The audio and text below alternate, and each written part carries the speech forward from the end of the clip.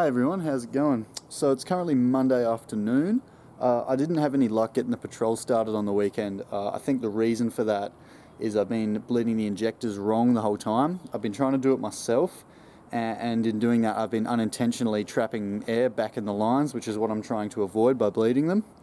So I'm going to keep looking into that. It's almost running, so you'll see a good couple of videos of that up very soon.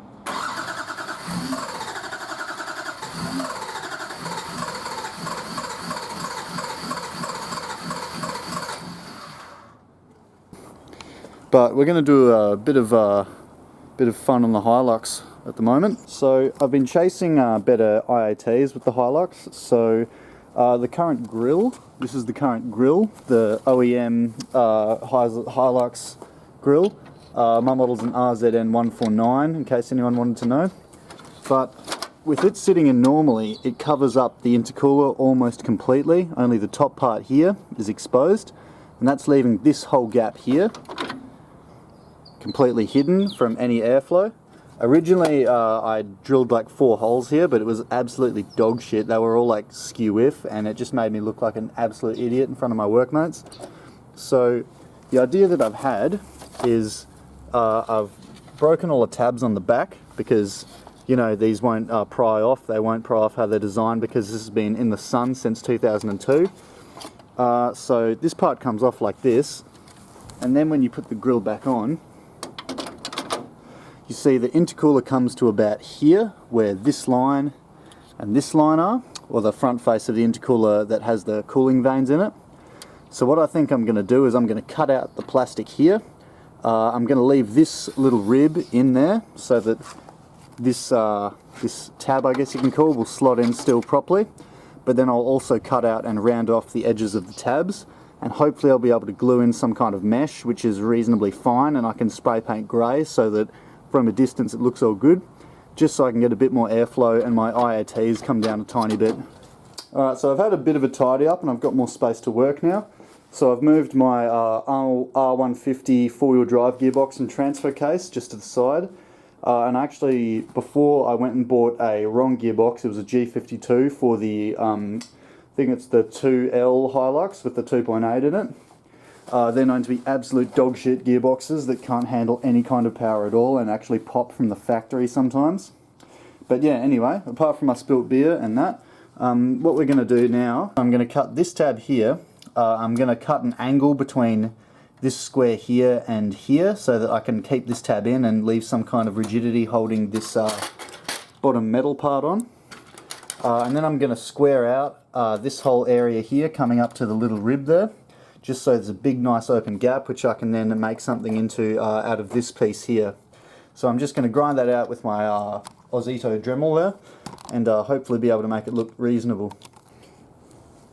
Okay, so it's got a bit dark, but I've got an amount cut out, so it is a bit it's lost its stealth now, which is a bit disappointing, but at the same time it's looking way tougher. So I will clean up the edges, because I don't know if you can tell, but they're not symmetrical right now, which is a bit annoying. But when I have some light another day, I'll clean up the edges, and then I'll glue in some very fine mesh, so hopefully it makes it look a tiny bit harder to see.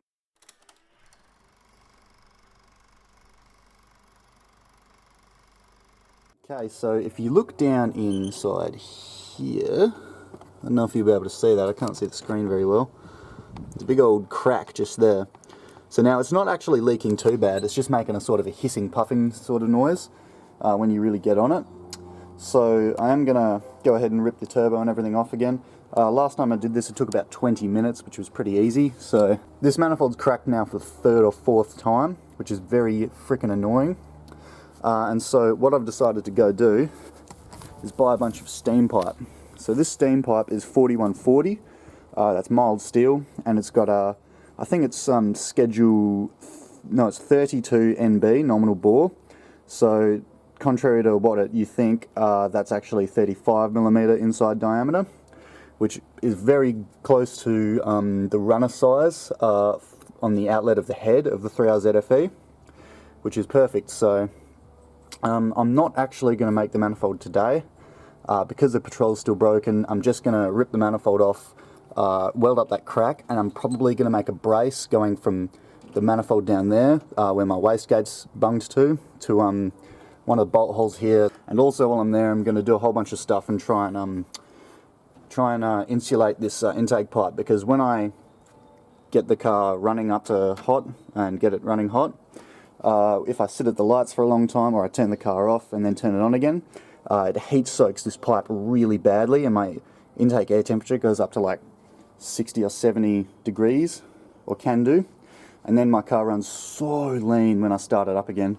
I've been trying to play around with the computer and try and get it to fix that, but it's not really wanting to do it. So yeah, anyway, what I'm going to do, I'm going to rip off the manifold now. I'm not going to film it. I've filmed it all before on my channel. You can look back through the old videos, and then I'll just talk to you a bit more once I get everything off.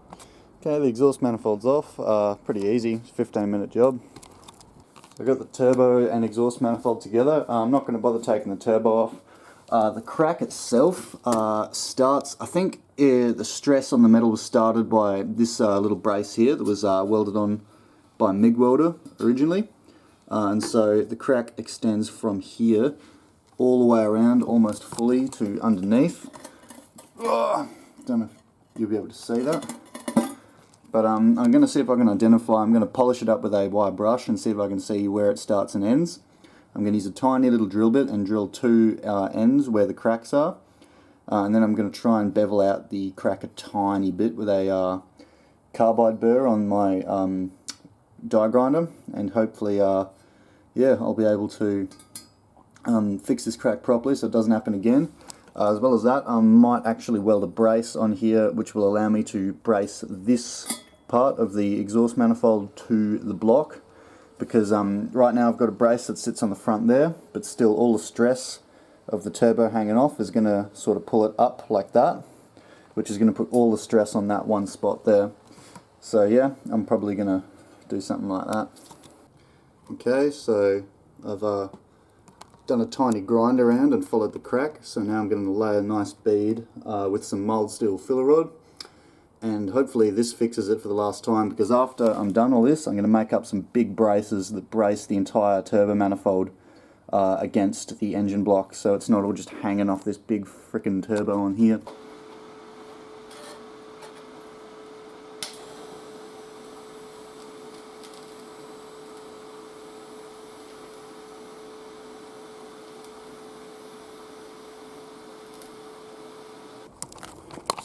Okay, so I've ripped the bumper off, and I've got a mod in mind. I'm getting really hot intake air temperatures.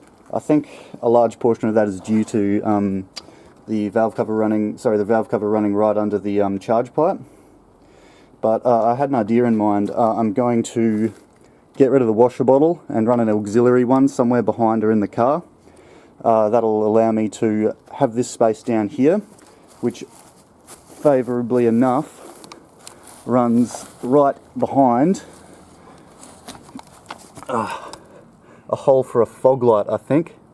So I'm going to make up a cold air intake. I'm going to cut out that fog light hole, which will shoot right through here, and then I'll be able to have an air duct coming up here and jamming cold air right into the intake of the car.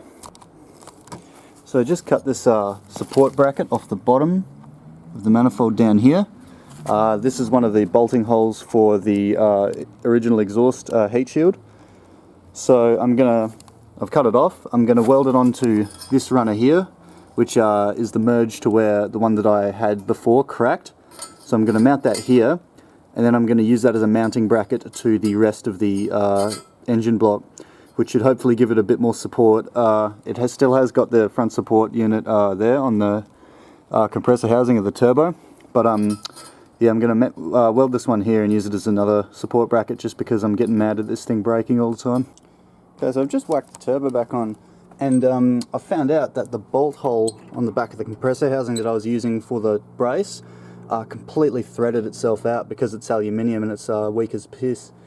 So that's probably why the manifold cracked, because all the torsion held up by the brace there just was gone, and so it cracked again in the same spot that it previously had cracked.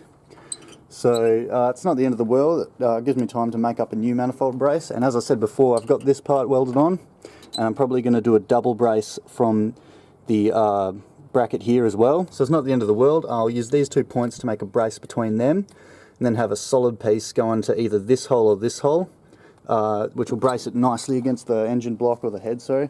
And I'll probably make it out of this flat bar here, just like I did with the other brace. Where did I put it? Yeah, down here. So I'll make some rigidity out of it like I did with this one, and see if I can fab something up in this afternoon. Okay, everything's back on. I've got the 2 braces made up there. The only annoying thing is now that my wastegate pipe, my wastegate dump isn't going to fit in. That's okay though, so that means I just won't be able to get on it this week probably, depending on if I can get a new pipe made up tomorrow, Arvo. But yeah, everything's back on. I'm going to throw the bumper back on now and maybe go for a spin in it and see if it's all good. Okay, so it's Monday Arvo now. I didn't even test the Luxie yesterday after I'd finished up and bolted everything back on. I sort of just went to bed and then started up this morning, started up good as gold, no worries. So I decided, I did put my washer bottle back in briefly, and I was like, yeah, it might be okay to have a washer bottle, but nah, cold air intake's more of a necessity than a washer bottle, to be honest. So what I've done is I've got here, I'll see if I can yank this out, but I've got a 90-degree almost pipe that goes straight up here, just like this. I'll chuck a hose clamp on it and probably brace it to the body, but I clamped the end of it in a vise, which squeezed it to the size of this factory hole for the washer bottle neck itself. And then what I've done is I've hollowed out one of the, not really sure what the name is, one of the thingamabobbies, yeah, the thingamabobbies there, which will allow airflow into the end of the J-pipe and go straight up and into the engine bay right where the pod filter is. I'm also going to section off with some sheet metal, some guttering, some old guttering over there, a section that sort of holds the cold air in this sort of area and stops it just shooting around in the engine bay, which anyway would still be a good job probably. Okay, so I just did a really bad job trying to bead roll the ends over so it wouldn't fit through, but I think I did an alright job. I just couldn't be bothered drilling holes to get it to hold. I've got a cable tie and a bunch of sticky tape on the pipe in there that'll hold it, and then for the cold air intake I made an air dam out of a bunch of painter's tape, which looks reasonably sleeper, so I'm just going to give it a hit with some black paint, and then hopefully it should be absolutely sweet. Actually, it doesn't even look that bad.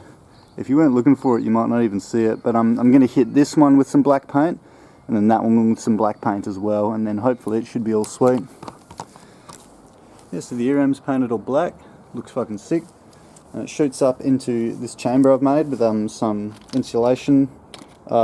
Yeah, some insulation, you'd call it. It's pretty rigid and it's going to stay there. I've cable tied it and sticky taped it, so yeah, that's going to shoot air right into this chamber here. So hopefully when I'm going reasonably quick on the freeway or whatever, cold air is going to be fed straight to this bad boy. And yeah, that may help with my IATs and my whole ignition table. So yeah, I tried out this piece today. It seems to not really do much at all, but that's the best I can do until I do a forward-facing plenum. But yeah, I'm gonna have a chill out for a bit, and then maybe go for some, go for a bit of a whip and get some exhaust sound clips and some doses for you guys.